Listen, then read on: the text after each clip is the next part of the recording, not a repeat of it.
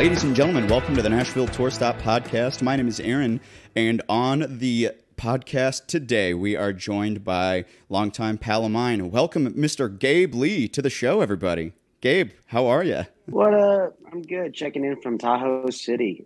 It's been a heck of a run so far. We got another month left out here on the road. How long have you been on the road so far? About almost 2 months. Dude, that's you're real life road dogging it here.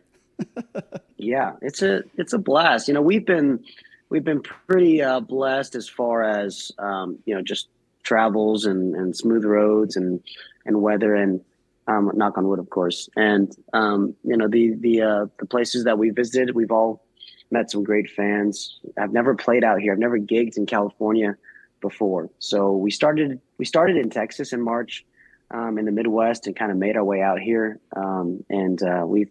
We've made a lot of friends and sold some merch here and there that helps us get by. So we're doing it. Man, that's awesome. See, I'm honestly trying to go back, because how I start, pretty much the only thing that's ever consistent between all of our podcasts here is how I met my guests. And I honestly don't remember how you and I met. Do you remember? Man, I want to say it was Belcourt Taps. You know, that's a pretty common denominator amongst a lot of the people here in town. Oh, yeah. There were a few years there. I lived in Hillsborough Village, so I was right a couple blocks away from Belcourt. And for those couple of years, we were burning it down pretty hard at Belcourt Taps, at least twice, 3 times a week.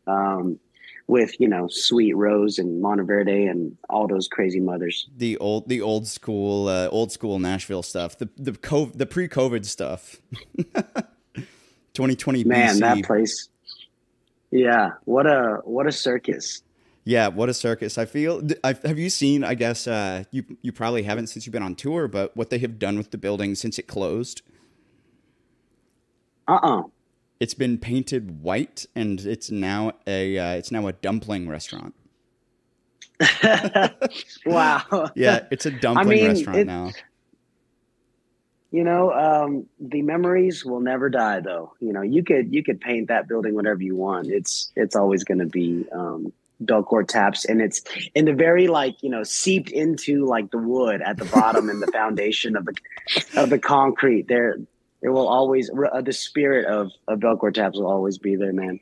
I've said the same kind of stuff with that. It's like, I wish the owners knew what kind of stuff happened there, because I'm sure they don't. They were like, oh, it was a bar and it was a venue, but I was like, I know I personally took part in some of the debauchery of that place, and you're right. It's like it's a ghost of songwriters past. It was crazy. Truly, a great environment just for artists, songwriters moving to town, or picking up a guitar and hopping on stage, doing open mics and songwriter rounds. It's such a great networking environment. Obviously, it's like you said, common denominator for many folks who trace back to how they first started networking in Nashville, and it had a lot of good history too. I mean, as far as artists coming up and playing there, it was truly a spot to be if you were playing out. I mean, now we've got we got Live Oak and everything that Demumbrian was and will become. Who knows? And then of course we have everything that the tour stop does at the different places you've set up. But man, yeah, Belcourt Taps, it was a circus, but I look back on those days fondly. I really do too. So, when did you first move to Nashville? I was born there. I grew up there, man. Really? You're a native Nashvilleian? Yeah. So my parents moved to Tennessee in the mid '80s, and they're out in Bellevue, and they still are. Same house that they bought when they first moved here. And my brother and I were born here in Nashville, or there in Nashville. I say it like I'm actually home. And it's always been, it's a completely different town than the one I grew up in. I mean, geez, now there's a lot of sentimental parts of Nashville that I hope remain forever. And of course, as a songwriter and as an artist and musician, there's the places that you hope stick around, like Belcourt Taps or like Douglas Corner. But alas, that's what happens when a town grows, develops, becomes more commercial. Yeah, you kind just of want hope your that places to grow up eventually, but you kind of they lose the charm. yeah. Well, I mean, it's nice to like places like Austin, right? Texas. I Mhm. mean, it's very similar vibe. I mean, there's so much development and real estate crap and commercialism happening there, but like there's still a good amount of dust, and grit on those bones That's and on good. those boots in Austin. So I just hope that I think there's a community in Nashville that values that charm, right? That grittiness that is not all, polished and shined. Not So everything I looks mean, like the yeah, it's Gulch. yeah. I mean, I bartended in the Gulch for years, man, Oh, did you and really? it's yeah, it's downtown. Like, that's its own circus. Where did you bartend in the Gulch? There's a restaurant called Sunda, and it's like, That's a sushi I guess place, it's like a right? new Asian kind of like, yeah, it's like a fusion. And really, really good folks were running it, and still do. And when they first opened, I had some bartender buddies working there, and they brought me in. I started as a bar back, and I've been in restaurants all my life, but I started there and then ended up getting a great gig as a bartender for several years there. Loved it. I mean, we were catering to the crowd that you imagine is downtown, Yeah. right? Tourists and conventions and bachelorette parties. But I mean, for a long time, that was paying my rent.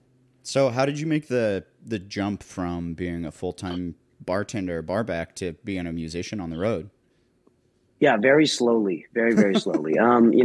So much of it was obviously the flexibility of the food industry and the music industry, going out on the road for weekends here and there, getting private gigs, getting stuff on, someone's farm or getting tiny festivals here and there. And just slowly testing the market. I mean, you have to have resources to go out on the road because like most times you're breaking even and you're counting yourself lucky if you break even, right? So making it to places that are outside of the Southeast was really difficult. So it's only in the last couple of years, I would say, we have successfully, marketed my music and been able to get out to places, listening rooms, venues, theaters, bars, pubs, whatever they may be, with a decent enough like guarantee that we're gonna at least break even, maybe make a couple bucks. But it takes years of that crap, just building and building and building, having merch, learning tricks of the trade, and just making sure that when you do come home, you when you do come home off the road, that you have at least a little bit of money to pay to pay your rent and all that. Yeah, you got a little bit of something left over so that you can actually afford to go on the next tour. It's hard. So, are you road dogging it pretty much all year long, or after this leg of your tour, are you going to take some time off?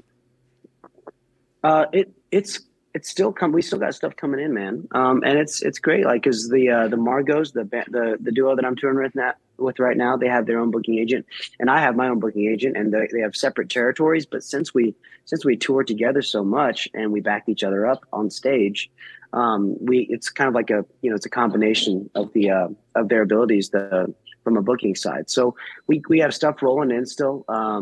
Great festivals here and there. Some stuff in the UK.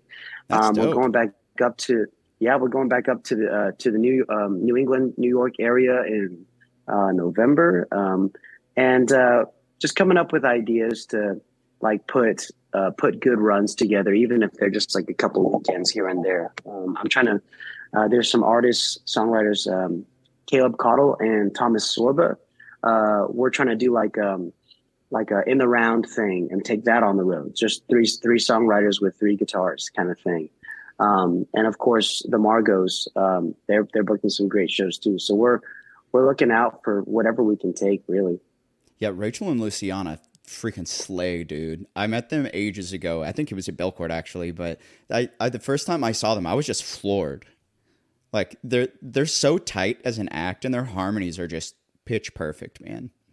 Oh, I know. There's so much fun too to be around, and I mean, we're all buddies, which makes being on the road here for 3 months like a fun process. There's very little like issues as far as like travel schedules or any sort of like whatever you might have on the road, Right. living in a van with people for 3 months.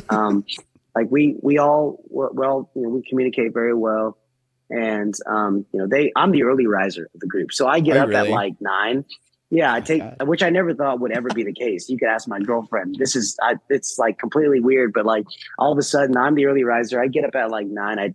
I do my thing. I shower. I come down, to the hotel or wherever we are and work, and then the girls sleep till like noon, and then they call down to the lobby and ask for a late checkout. So they usually they usually are in bed till like 1 p.m. and that I was hoping that they'd be awake so that they could kind of pop in on this and video bomb this podcast. But I think they're definitely dead asleep, to the aren't they?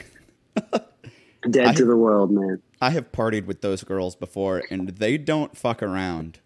They like, Oh yeah, they go big. I mean, yeah. they're not starting we all with hold our own pretty good. yeah, they're not starting with a light beer. They're going right to whiskey neat. Oh yeah, we consider ourselves people of whiskey and bourbon out here. It's a lot of fun. So like like I said, I was joking around earlier. Like, I mean, yeah, the load in, the load out, the driving. I mean, if you're driving 7 hours and then you play a show, like that is exhausting, but it's all very gratifying and humbling and fun at the same time. I think the hardest part, honestly, is the partying. It's like afterwards, like you finish loading out and all your stuff, and then you're hanging out usually with the venue owners or hanging out at the bar, grabbing one last drink, and then of course you have to be up the next morning and on the road again. So yeah, there's definitely a balance that's required that we are learning. So one of the things I've asked several people about before, and I think it's kind of a contested subject here in town, because I know a lot of young songwriters who moved to town fresh off the boat, and they're like, I need to have a manager. I need to have a booking agent. I'm like, you don't have any kind of credential to justify that. So at your point in your career, when did you start feeling like there was an actual need for needing somebody to help you out on that back end admin work? Oh, yeah, it's different for everybody, man.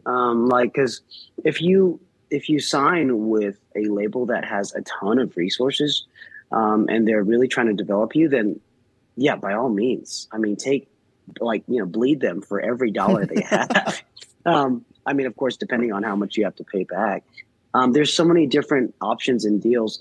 I would say definitely approach with caution everything that is offered to you, right? I mean, that's just, I think, music industry 101 is to come at things with a fair amount of skepticism, because you don't want to end up you don't want to end up in a situation that you regret, obviously, because it's your career we're talking about, and careers are volatile and they're delicate and they take a lot of patience and time to build. So if you feel like you've got something that is going to skyrocket you overnight, it's probably not. So, definitely be careful of what folks are promising you. I was once I moved back to Nashville from school. I went to school in Indiana briefly, and I came back to Nashville, and I had taken some time away from music in the classroom. I was a piano performance major at Belmont, and then I kind of left town and went and studied journalism and literature. So, but of course,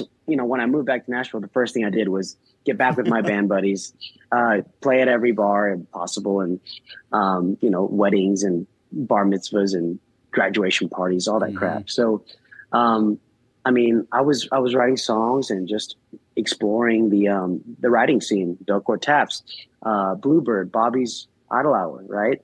Homes for songwriters, and just getting to know the community. I'd say it was probably about 5 or 6 years ago. I met Alex Torres.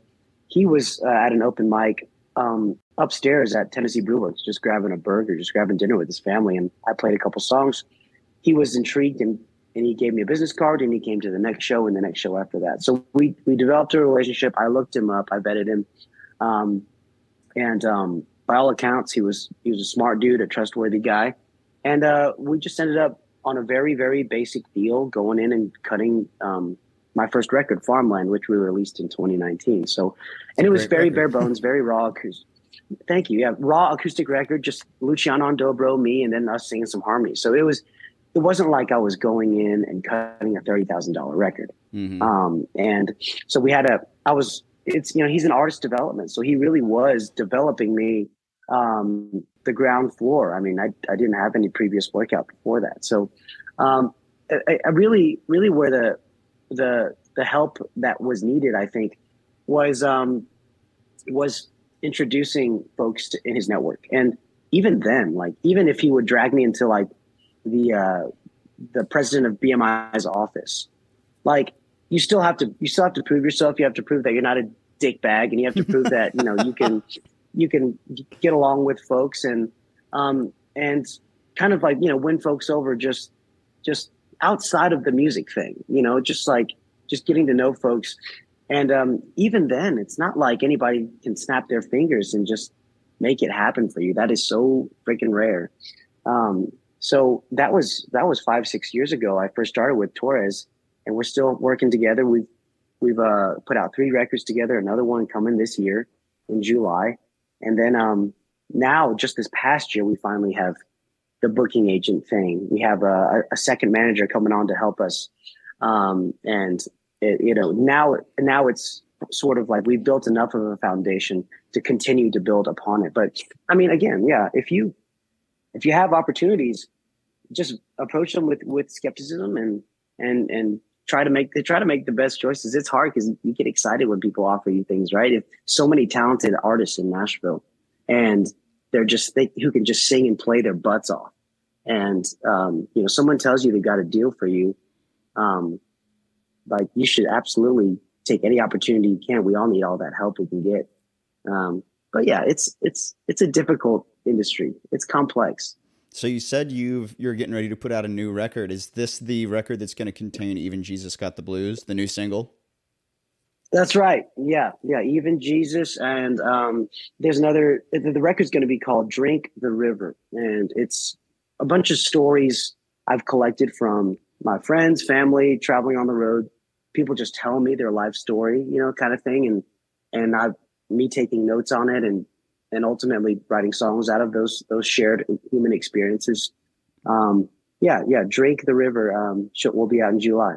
That's great, man. And see, something I've always appreciated about your music is you're not doing this traditional pop country Nashville thing. You're very Americana, very classic, kind of rootsy, gritty sounding. Especially even going back to Honky Tonk Hell. Yeah. I think it just is, everyone has to find their voice, and a lot of folks, even, 20, 30 years in their career, I think the folks that I look up to are continuing to find their voice. So, when we first started cutting records, I don't have a voice that sounds like contemporary pop country. So, I was lucky to have producers like Alex Torres, David Dorn, who encouraged me and made me feel like, okay, my voice had a place. And the stories that I had written had a place and had potential. So yeah, a lot of folks chase a sound, which is, how you motivate yourself, challenge yourself, and inspire yourself. But then the best thing I think that can happen for an artist is when you create your own sound. Right. And then, you don't sound like anybody else. I think that scares a lot of folks. It does scare people because they want to fit into a box of what they think people already like. Yeah. And then all of a sudden when someone's like, yeah, I don't really know what to call you. Like, what are you? And you're like, well, that's good because it means I've done something unique. Geez, you like, there's so many good stories of, like, just in the history of music of, publishers and producers who have all the clout and all the power, who are telling bands and artists, this will never go to radio. This won't work. Like, this is too different. This is too blah, blah, blah. and then they make history, and then they come And out it with becomes something one of the no one's best ever records heard of ever. before. So like you gotta, there's definitely a healthy mindset to saying, okay, like, I'm going to be honest with myself. Is my songwriting going to fit in this box? Because if not, then I should not expect the people in the box to accept me. Like, it just doesn't make sense. But you don't need their acceptance if you have your own sound and you believe in it. Now, I mean, that's not to say if you create your own sound, other people will hop on board. I mean, it takes a lot of honesty, right, with yourself. But again, if you develop your own sound, there are times, right, where you create a whole new movement, which is I think what every artist strives for, like, deep within. Right. So when did songwriting start coming into the picture for you as a creative? Was it always something you did as a kid? Yeah, I mean, as a middle schooler, high schooler, it was like, getting your heart broken kind of stuff. Like, Yeah. but I was lucky because all my buddies, they were all artists and songwriters, and we were very interested in we were very interested. Did I just disappear Nope. there for a second? Sorry. No, I still see you. We were very interested in particular writers that were really good storytellers. And growing up in Nashville, I mean, a lot of my buddies' parents were in bands or writers or producers, and we were definitely motivated to try to be good musicians and good writers in our own mindset. Of course, we had different phases. We had our Red Hot Chili Peppers phase. We had our Taking Back Sunday phase. Bright Eyes, Conor Oberst kind of stuff we loved. And of course, I grew up around the legacy in general of Nashville country music and Southern rock. So, yeah, I mean, I was writing because I felt because my friends were doing it, and yeah, I had I realized immediately that was a phenomenal outlet for your emotions, right? That might be the most productive. I did it because my friends were doing it ever. Yeah, right. Honestly, usually, I mean, we were doing other shit too. Yeah, other shit that kids are supposed to be doing. Yeah, that might not be as admirable, but. Dude, I'm so happy to have you on. Can you tell us about what the evolution of your music has looked like over the years, or do you think you've kind of stayed pretty consistent with that kind of rootsy Americana sound? I think it sure is. I mean, we've experimented with different band setups in the studio. I mean, having access to in Nashville, one great thing about the industry here is that, like, A-list players are very accessible, and A-list players, I think most importantly, are willing to hop in a studio for the regular day rate and play on a record that for a brand new artist. And then next weekend they're on the road with freaking Kenny Chesney. So like the players in Nashville, it's like it feels like cheating. I mean, you can go in the studio and hire this incredible band, and they will create a sound for you. So we've definitely experimented with that, hiring pedal steel players, electric guitar players. I played keys on a lot of my stuff and guitar, and then but I can't shred like most Broadway players, like down there on the Strip. So we hire certain paid guns to come on and play some shows with us, but most importantly, help us out on the record. So the last two records I did, Hometown Kid and Honky Tonk Hill, were definitely amped up and plugged in. They're definitely rock records with a streak of John Prine in there once in a while, storytelling. And then this record that we're working on here that we completed over the winter, Drink the River, is back to roots, back to what inspired me as a musician to fall in love with like bluegrass and gospel and folk music, right? So it's we found some mandolin players, a fiddle player that we've worked with for a long time, Jason Roller. He even picks banjo, so we threw some banjo in there. So we cut a folk record over the winter, and it's kind of going back to the roots. Man, I'm so happy to get to have you for a little bit. There's just a couple more things I want to go over, and then I'll let you get back to your life on the road. How about that? All right. So you're on the road a lot. If you let's say you had this unlimited budget, what kind of band build would you want to have behind you? Obviously, we love the Margot Girls, but what else would you want to have in the van with you, backing you up? Well, I'd love to. I love at some point to create a show that kind of features it all. So from the solo songwriter thing to more folky arrangements with fiddle and dobro, and then also introduce me singing lead and playing lead from the piano, freaking Billy Joel style, right?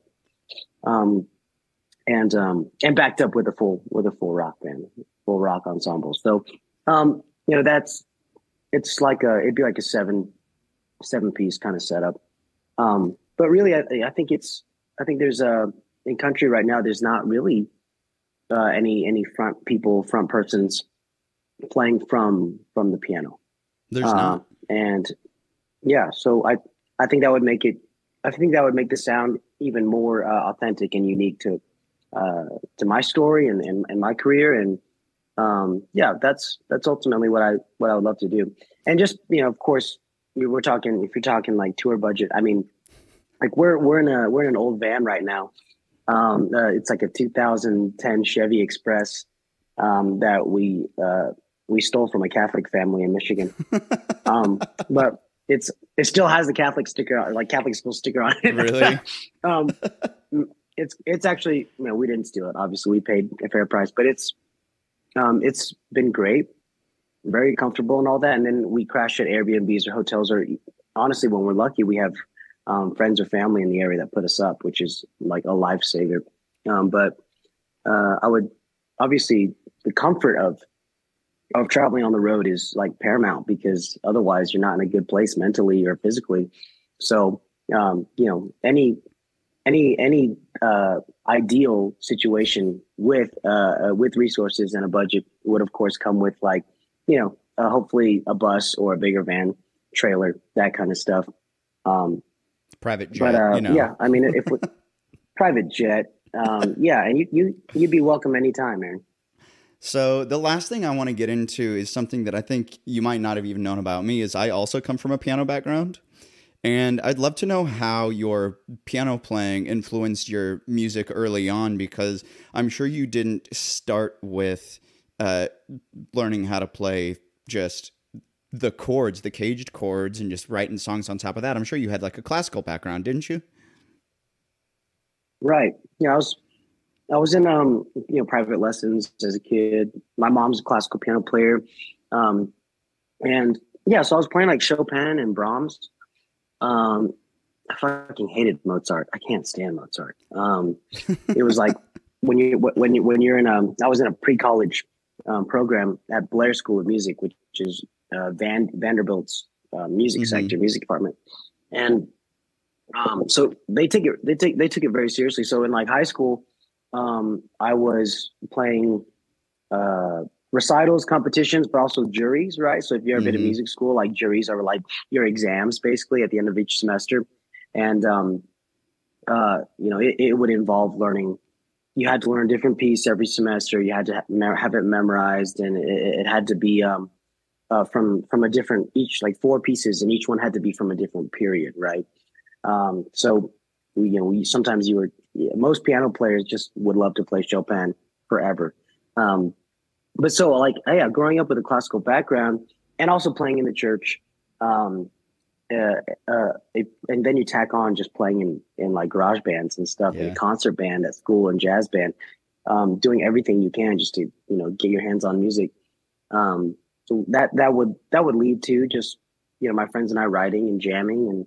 And when I decided to leave Belmont, leave piano performance, it was liberating, because I was like, all right, I'm not stuck in this practice room anymore, and I'm not required I'm not required to learn any specific music, right? You know, you get to a point where you're just like, all right, this is like, it does feel kind of like you're in a box. Um, and it takes a certain personality too to be like a concert musician. No kidding. Because yeah, that's no joke. It's a very respectable, I think, career, but it's also, you know, it takes a certain personality.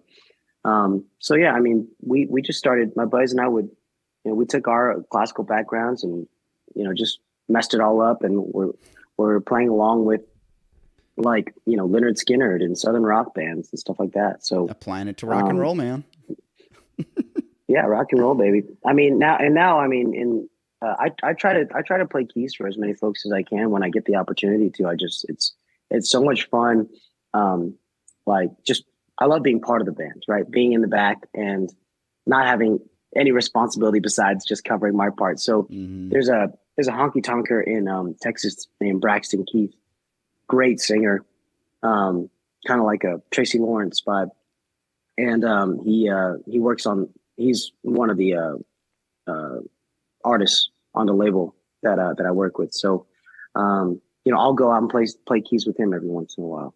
That's cool. Which I like, honky tonk keys, yeah. So, you know, that kind of stuff, I'm really grateful to have. But as a songwriter, I mean, it's so easy on a guitar. You know, it's just so easy on a 6-string acoustic. Don't really have to do watch the your job hand too kind of hard. Yeah, right. You just anchor it down on those C, A, G, E, D chords, and then you don't even have to watch You your got hand. Gabe, thank you for hopping onto the show today. I know you're on the road and you've got other things going on. Can you give us your plugs, rename your album, tell us where we can find you online, and tell us where we can find your tour dates? Absolutely. So the website's GabeLeeTN.com, and that has all of our, like, access to the latest stuff, the news, the new releases, merchandise, and tour info. We love it when folks follow us on bands in town. That's a really handy way to see who's coming to your town. And then I've got a new record coming July 14th called Drink the River, which is coming fast on the heels of my 2020 record, The Hometown Kid, which came out October of 2022. Yeah, you can find me on socials. I'm Mr. Gabe Lee on pretty much all the socials, including Venmo. If you just want to send me money, that'd be great. No complaints there. Find and follow Gabe Lee on your social media. Gabe, before we take off, I got one last question, and it's the only other question I ask every episode now. For people who might not live in town, or who may want to visit town, or kids who are just moving to Nashville, do you have any advice for the city of Nashville, and especially as a local? And this doesn't have to be music industry related. Like, the advice I always give people is not to eat at the East Nashville Taco Bell. Like, do you have any pro tips of Nashville you can offer to the listeners here? Let them into our world a little bit. Yeah, absolutely. I mean, explore the off, you know, beaten paths. Like, the west side of town has great, like, Vietnamese food. South side has great Mexican food. There's a lot more than meets the eye to Nashville, because folks move there and they think, okay, hot chicken, barbecue, and Broadway, right? But there's so much more to the town. I think one thing that's difficult when you move to a town that is full of transplants is it's hard to develop a foundation, because it feels like for a lot of folks you're starting from scratch. And there's so many folks, like, who are just, like, looking to network and use folks to, you know, get to the next level. Everyone's just trying to level up, right? And sometimes it's hard to make legitimate friends that way. So yeah, find a community. I say Bobby's Idle Hour. Bobby's Idle Hour, if you're not even if you're in music, if you're just looking for a good hang, that's a place that my buddies and I have set up shop over the years, and just, it's a great place to go. And even in the daytime, you can just grab a guitar off the wall and play. Right off of Music Row there. That's right, yeah. Actually, it's the only venue on Music Row now, right? Yeah, I mean, it is like the last bastion of songwriter rooms actually on Music Row. So yeah, so check out Bobby's Idle Hour. Well, Gabe, thank you for being on the show today. We'll link your website here in the episode description. And nice. Anything else you want to leave the listeners with? That's about it. Keep rocking, folks. Thank you so much, Aaron, for having me. I hope we get to catch up when I get back in town. I'd be happy to see you, buddy. Well, we'll tune off for the day, but until next time, please remember that all roads lead right back here to the Nashville Tour Stop.